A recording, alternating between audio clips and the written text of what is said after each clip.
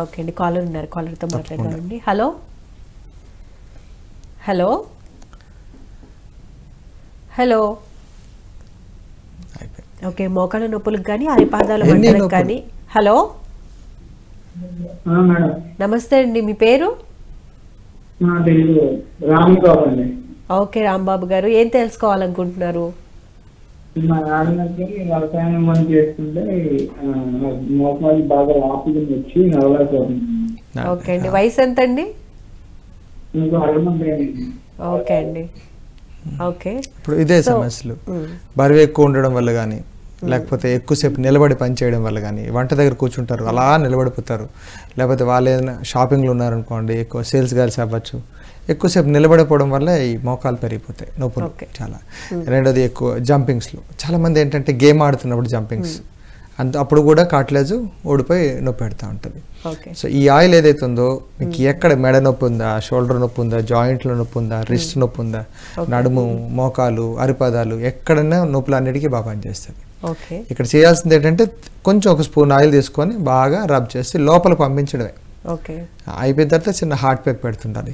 గోమతి సురేష్ గారు చెప్తున్నారు, అంటే మధ్య వయసు వాళ్ళకి ఎందుకు వస్తున్నాయి ఇటువంటి సమస్యలు, మోకాళ్ళ నొప్పులు కానివ్వండి, అరిపాదాలు మంటలు కానివ్వండి.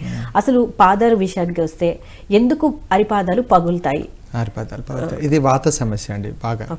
సో మనం శరీరంలో ఎక్కువసేపు కూర్చొని మూమెంట్స్ ఎక్కువ జరగడం వల్ల, లేకపోతే విపరీతంగా ఈ సాక్స్లు వేసుకొని తిరగడం వల్ల, నీటిలో ఎక్కువ తిరగడం వల్ల, నీళ్ళు తాగకపోవడం వల్ల ఏమవుతుందంటే శరీరం పగిలిపోతుంటుంది. సో పగిలిపోతున్నప్పుడు మనం జనరల్ గా అరిపాదాలు పగిలినప్పుడు ఎక్కువగా సాక్స్లు యూజ్ చేయమని చెప్తారు. మీరు సాక్స్లు యూజ్ చేస్తే వస్తాయని అంటున్నారు, ఒకసారి క్లారిటీగా చెప్పరా? ఒక శరీరానికి గాలి తగలాలి, గాలి తగలకపోతే ఏదైనా విచ్చిపోతుంది. భూమిలో నీరు లేదనుకోండి, గాలి ఎక్కువ ఉందనుకోండి, ఆటోమేటిక్ పగిలిపోతుంది. సో ఇది కూడా అలాంటిదే.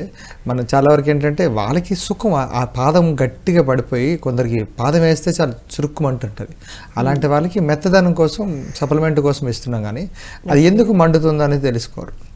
సో బేసికల్గా మండుతుంది అంటే అది పిత్తం, శరీరంలో బాగా ఎక్కువ పిత్తం ఎక్కువైపోవడం వల్ల వస్తుంది.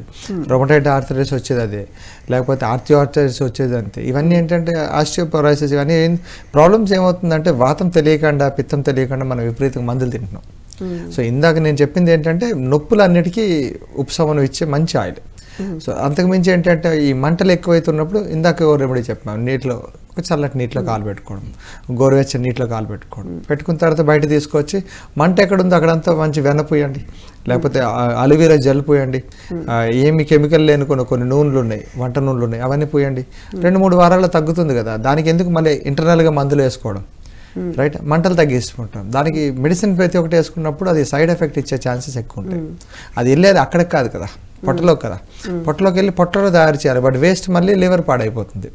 సో అన్ని మెడిసిన్స్ అన్న స్టెరాయిడ్స్ అంతా ఇచ్చేస్తున్నాం, దానివల్ల ప్రాబ్లమ్స్ వస్తున్నాయి.